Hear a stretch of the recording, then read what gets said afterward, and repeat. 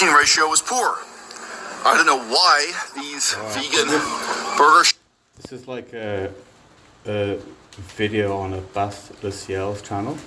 He has his comments turned off, which is fucking annoying. Because sometimes he makes videos that are kind of interesting. This is one I do find interesting. And what he's talking about here is vegan businesses that are going bankrupt, right? Let's see what he says. Ops don't take that seriously. I had a terrible hamburger at Odd Burger recently. I hope those guys go out of business next. It tasted terrible, but you know you're poisoning yourself. Yeah, like, just for context, he's talking about like in his area, which is somewhere in Canada, and in Montreal or Toronto or something. And like, he's talking about how where he's walking now, there used to be lots of vegan restaurants, and like now they're not there anymore, right? The fat to protein ratio matters. And then beyond that, you know, quality is competitive. I'll go so far as to say any quality, any characteristic we call a quality. Yeah, so like he's talking about quality being competitive, but he's going to go on a little bit further because I've watched a little bit of this video about like quality compared to other vegan restaurants. And I think if you have a business, you can't really be catering just to like the 1 or 2% or whatever who are vegans. Your quality has to be good enough to attract non-vegans. Like, I'm guessing any vegan product ever, like, I don't know, fucking vegan soy milk or vegan cheese or fucking whatever, right? Most of the sales will not be to vegans. And I think it's the same with restaurants. Like, so these guys aren't competing so much against vegan restaurants, they're competing against other restaurants. And you can have a vegan restaurant that's gonna have good food. But I'll be honest, man, I've been to some vegan restaurants because I'm not a vegan, but you gotta know your enemy, right? So I've been to some vegan restaurants and shit. Honestly, sometimes the food is pretty shit. Like, I've had better vegetables next to a steak, better cooked, better quality than in a vegan restaurant where like vegans like vegetables, or even vegetable dishes better served in a good restaurant that isn't vegan. So the quality is not just like quality, equality with other vegan restaurants around the world. It's quality with quality compared to other restaurants in the area. And I'm guessing a lot of these vegan restaurants were kind of shit because there were probably people doing it for the wrong reasons, like ethical reasons. Is culturally competitive.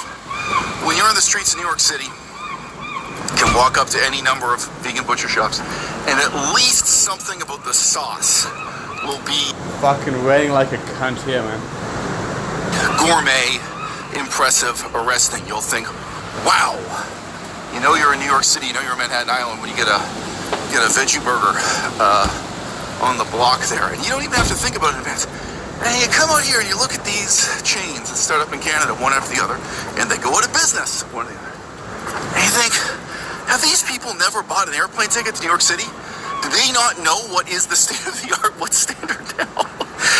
I'm fucking sure if you go to a vegan restaurant in New York, it's gonna fucking shit on all of these startup restaurants, vegan restaurants that happened in your area. But that's because it's competitive as fuck in New York. So their food will have had to have been good enough to compete and attract customers who aren't vegans.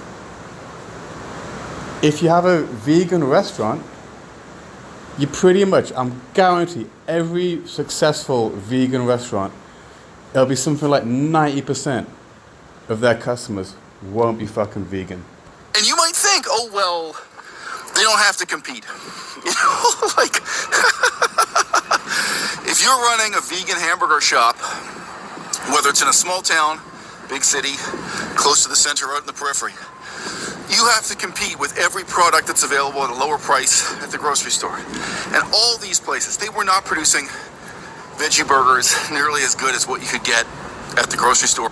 I gotta say, man, like one of my things I used to do is go and try veggie burgers, like at different places, and every veggie burger that I had in a fucking vegan restaurant was shit. And a lot of the veggie burgers I had in normal restaurants were fucking great. I don't know, I'm just putting that out there. For a fraction of the price. They weren't presenting you with some kind of gourmet experience where you could say, wow, this is restaurant food, this is worth my time, worth my money, instead of just getting what I can get out of the grocery store. And you have to compete with every single vegan restaurant that ever has existed on the planet, not just... No, you don't need to compete with every vegan restaurant. You need to compete with every fucking restaurant in your city, vegan or not. That's the fucking thing.